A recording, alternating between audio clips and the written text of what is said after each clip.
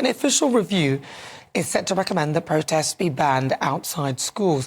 Now, this review, which has been led by the independent social cohesion advisor Dame Sarah Khan, highlights the case of a teacher who was forced into hiding after showing pupils at Batley Grammar School a cartoon of the Prophet Muhammad. Now, the incident sparked large protests at the school, and 3 years on, the teacher is still in hiding and suffers from PTSD, or post-traumatic stress disorder. Dame Sarah's report is expected to recommend a series of measures, including a ban on protests within 150 metres of schools. Well, let's welcome again to my clashes political commentator Nigel Nelson, and also businessman and activist Adam Brooks. Nigel Nelson, what do you think? I'm slightly uncomfortable with this. I mean, I think that it always depends on the protest. A protest outside a school, or indeed a protest anywhere, it shouldn't be intimidating, especially for children. I think that's really important, because there is a safeguarding issue there. It should be within the law, but the idea of banning it seems to be a restriction on free speech.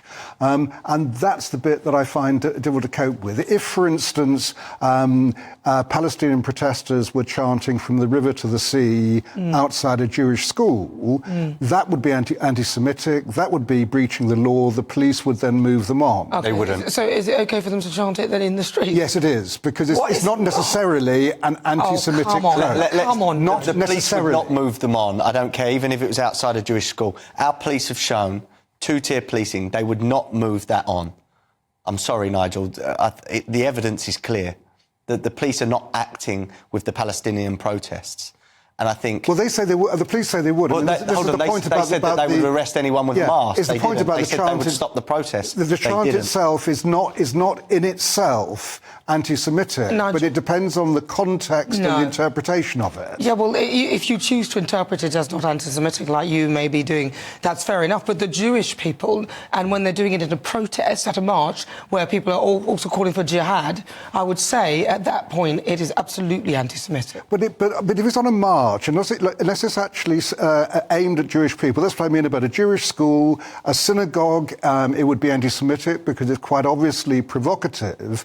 But the actual words aren't anti-Semitic. What it means is a link between Gaza on one side of the country and the West Bank on the other, should there ever be a state of Palestine. A lot of people believe it to mean something different, as in death. I know they do, but I mean, a lot of people wipe out the yes, indeed they do, and that Hamas probably believe that too. Well, but Hamas weren't the originators of the phrase. But that's irrelevant who originated the phrase. And I do hear people doing that and saying, oh, but the person who initially did it, yes, that's irrelevant, because in the context of a march, which is against the war in Israel, which is obviously being started by Hamas, people are shouting that, then I'm afraid it doesn't work for me. There's no way of saying that that's not. But I mean, going back to protests outside schools, I've got 3 kids.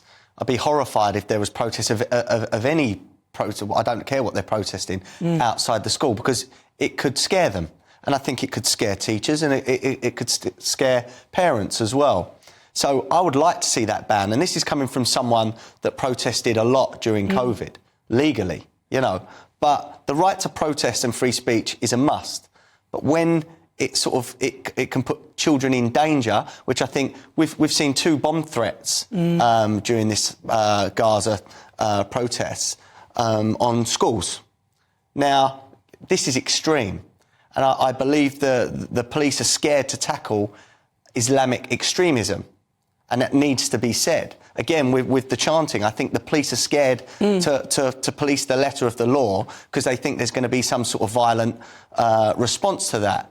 Now, that shouldn't be the case. The police should do their job no matter what. They can't be two-tier policing in this country. This is the wrong way round, because you're supposed to be the one that says that we shouldn't be doing this, and you're the one who's... Yeah, look, I would be horrified if there was a mass protest outside my kid's school, because I know how much that would scare my little girl. So I don't think it's right. And the protests have become very toxic over the last 4 or 5 years.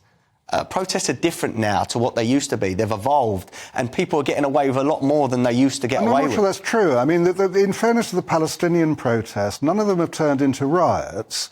I know protests... Some of them have, actually, Nigel. I think you've got that slightly wrong. We've had fireworks fired at police. Yeah. Well, yes, but it wasn't a riot. Well, I mean, the fireworks were obviously illegal, and the police should have acted on something like that. That some of the things that were being said, they should have acted on that too.